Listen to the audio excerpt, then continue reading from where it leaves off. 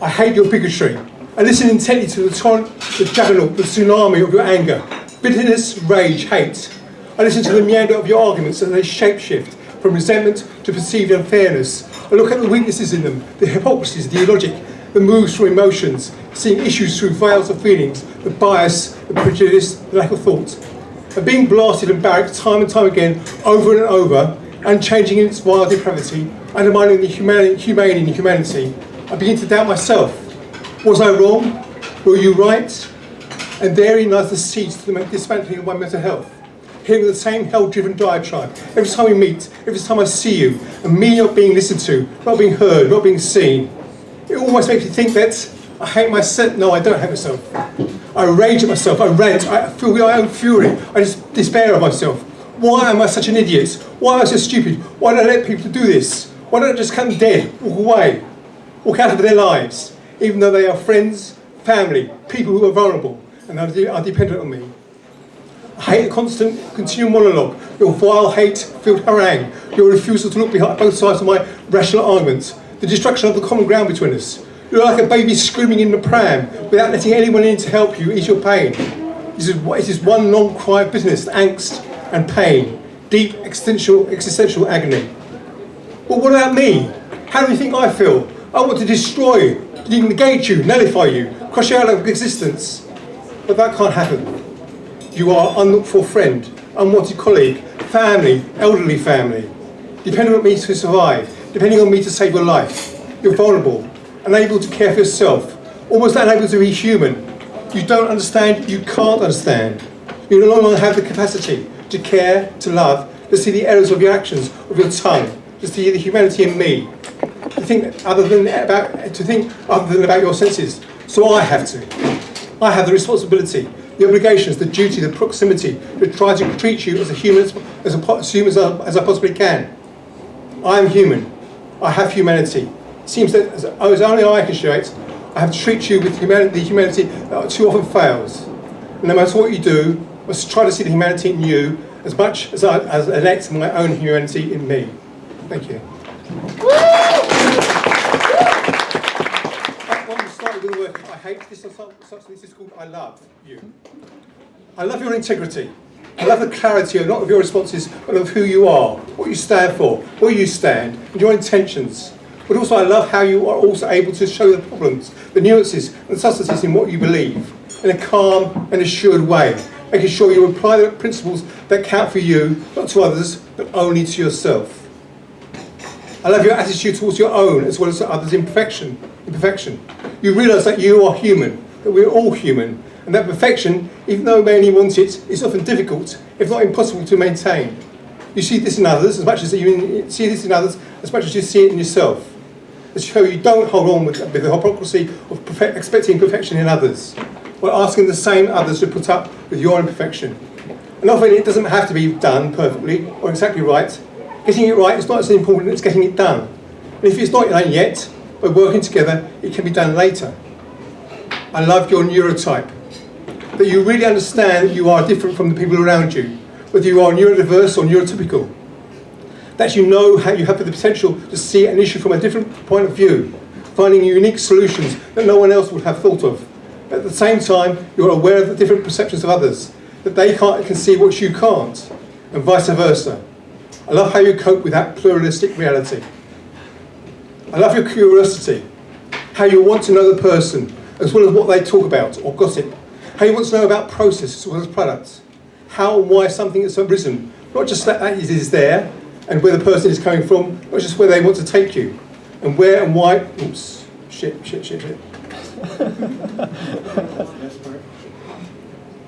and where and why tradition is turned into dogma, so that you don't follow blindly, but have your eyes wide open to every opportunity. I like the way you listen to the proselytizing, the political prognostications of the corporations and authorities that supposedly govern our lives. Then you burrow down and examine the so-called truths of these tacit assumptions, logical consequences, wholly objectively. I love that. I love your impossibility, that you present your principles as theoretical, abstract, infinite, unachievable. So they are like, to me, a hard, sheer glass wall. I love you, Not so much because you embody anything that I should know or should aim for, which I and all of us should do, but more that, as I fail, and now I have no other choice but to get up. And get back out there again, and again, and again, and again. Fighting to make myself a better human, this planet a better place, as long as I still have breath in my body, as long as I still stand on my own 2 feet. Thank you.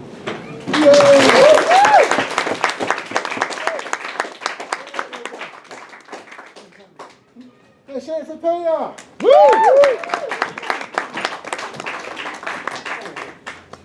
And now for something completely different.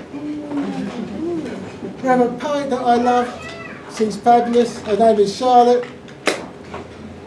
Her name is Charlotte. I just like saying it. Ladies and gentlemen, boys and girls, put your hands together for Charlotte, who strolls all the way to the stage.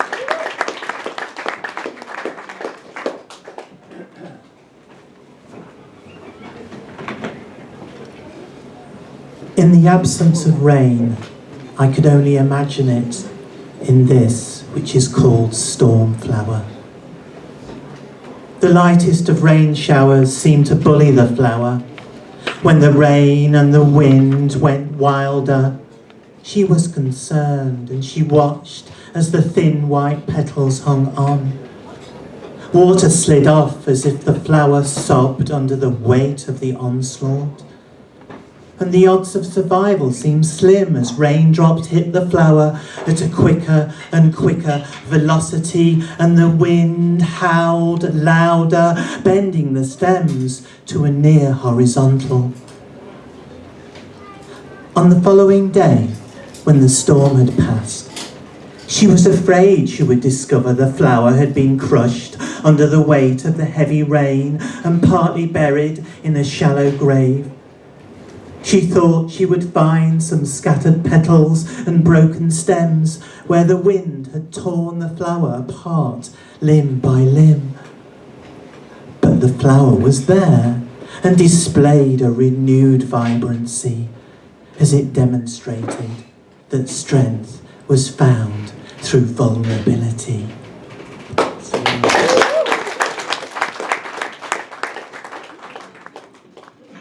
This is called Holiday. I am excited. I'm packing for my holiday. I'm leaving in the morning. I've booked a week in a part of my bedsit I've never explored.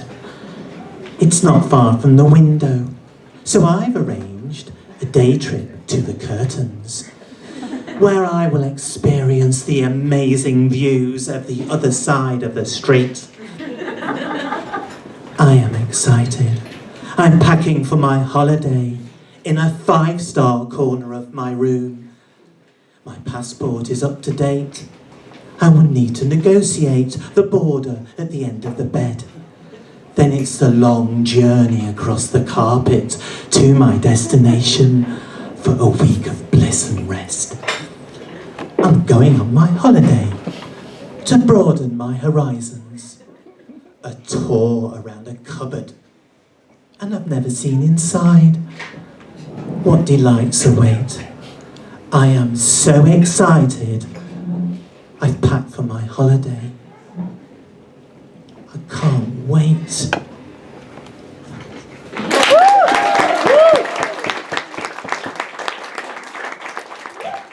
have a book called Model Boat Club Blues and Other Predicaments.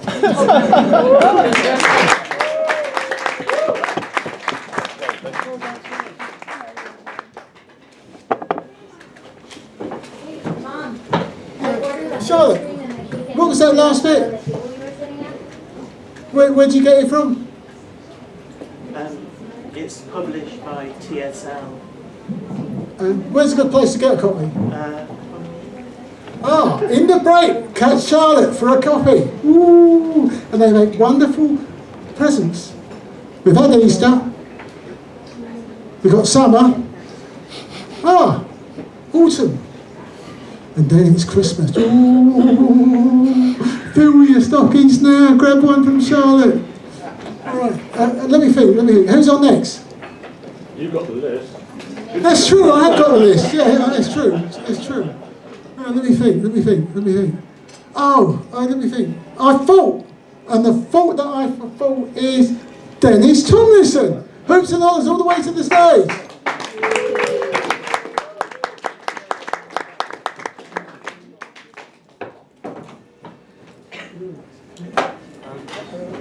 This is one written only a few weeks ago, looking back to the flat where I used to live.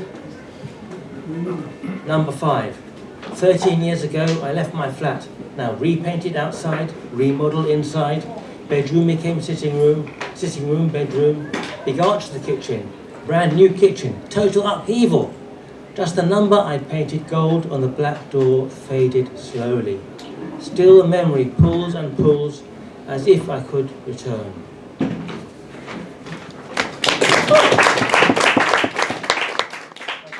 One of my latest book, Alexandra. This is a summary of my life. A few lines.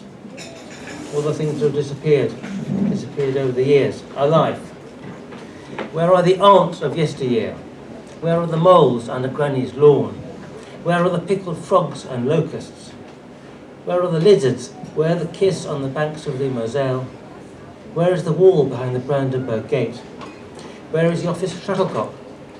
Where is the dive with pictures of the pistols and all urinals bust? Where is the ice, the arm in plaster? Where is the souk and the citadel? Where are the wedding guests? Where is the invisible boss? Where is the eucalyptus reaching to the sky?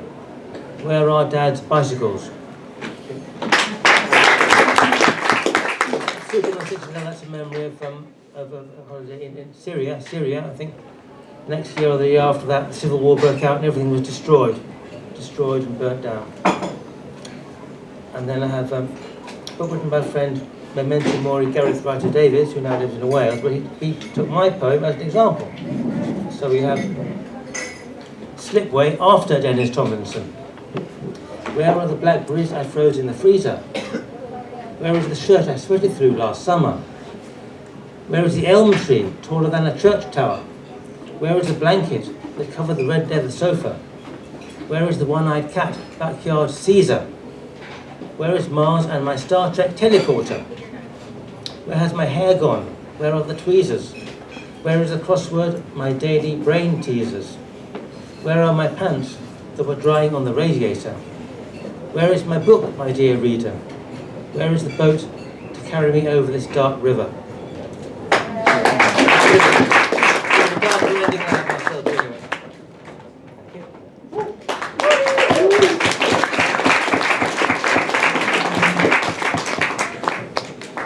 Let's hear it for Dennis Tomlinson.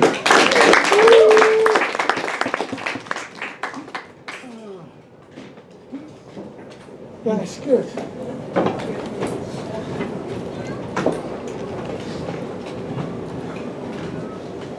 Anticipation. It's a good thing, anticipation. It reminds you of a song. Funny, I can remember who they were.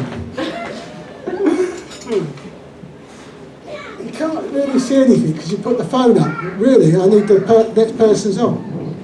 So I'm going to use my psychic powers to try and remember. What's your name? Adriana. That's what I was going to say. Ladies and gentlemen, boys and girls, put your hands together for Adriana, who's all the way to the stage.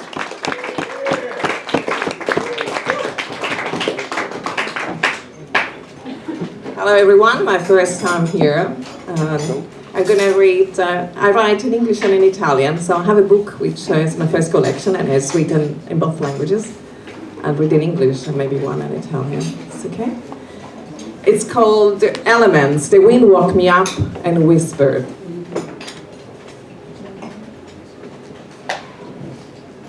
Feathers in the wind. We are like feathers in the wind, light and free, flowing in the air, stopping and posing on a branch every now and then, remaining there just for a short time, until the next breath of wind. The freedom of the feathers touches on memory, hanging still there on the branch of our existence. And in Italian it sounds like this. Piume al vento. Siamo come piume al vento, leggere, libere nell'aria, Ci posiamo su un ramo di tanto in tanto, rimaniamo lì, accanto, solo per un breve tempo, fino al prossimo soffio di vento. La libertà delle piume tocca il ricordo, ancora appeso al ramo dell'esistenza.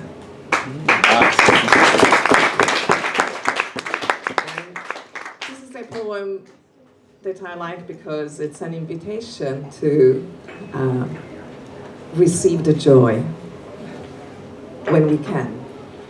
It's raining pieces of sky. Sometimes it is raining on you. Pieces of sky. They are not drops of water, but drops of joy. Impermanent, happy grains, like fine sand. They stick to you. Like a new dress made to measure, they stand the test of time. Accept them. It is a full embrace of the cosmos. Let the moment flow. Avoid attachment. Aware that happiness flows. In many things, copiously, be ready to welcome beauty. Let it in. Forget the sadness of the days gone by. Today it is a new day, a sunlit one. Close the umbrella. Let the drops of joy